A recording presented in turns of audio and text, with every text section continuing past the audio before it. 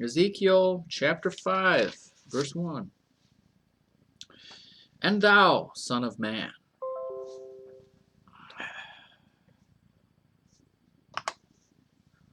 and thou, son of man, take thee a sharp knife, take thee a barber's razor, and cause it to pass upon thine head and upon thy beard. Then take thee balances to weigh and divide the hair. Thou shalt burn with fire a third part in the midst of the city, when the days of the siege are fulfilled. And thou shalt take a third part and smite about it with a knife, and a third part thou shalt scatter in the wind, and I will draw out a sword after them.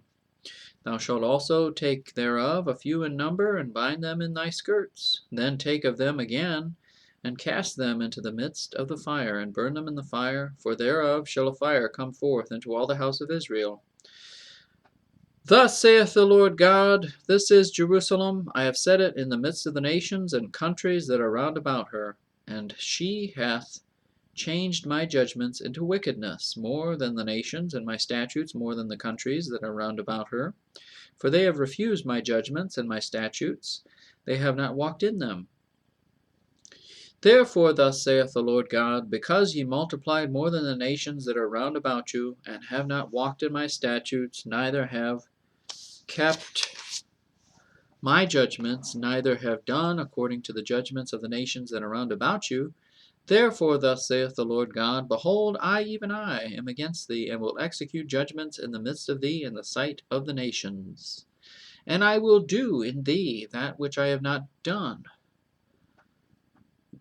and whereunto I will not do any more the like, because of all thine abominations. Therefore the fathers shall eat the sons in the midst of thee, and the sons shall eat their fathers, and I will execute judgments in thee, and the whole remnant of thee will I scatter into all the winds.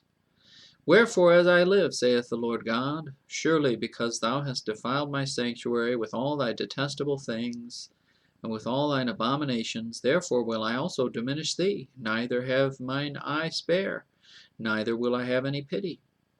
A third part of thee shall die with the pestilence, and with famine shall they be consumed in the midst of thee. And a third part shall fall by the sword round about thee, and I will scatter a third part into all the winds, and I will draw out a sword after them. Thus shall mine anger be accomplished, and I will cause my fury to rest upon them, and I will be comforted, and they shall know that I, the Lord, have spoken it in my zeal, when I have accomplished my fury in them. Moreover, I will make thee waste and a reproach among the nations that are round about thee in the sight of all that pass by. So it shall be a reproach and a taunt, an instruction and an astonishment unto the nations that are round about thee, when I shall execute judgments in thee in anger and in fury and in furious rebukes. I, the Lord, have spoken it. When I shall send upon them the evil arrows of famine, which shall be for their destruction, and which I will send to destroy you, and I will increase the famine upon you, and I will break your staff of bread. So will I send upon you famine and evil beasts, and they shall bereave thee, and pestilence and blood shall pass through thee, and I will bring the sword upon thee. I, the Lord, have spoken it.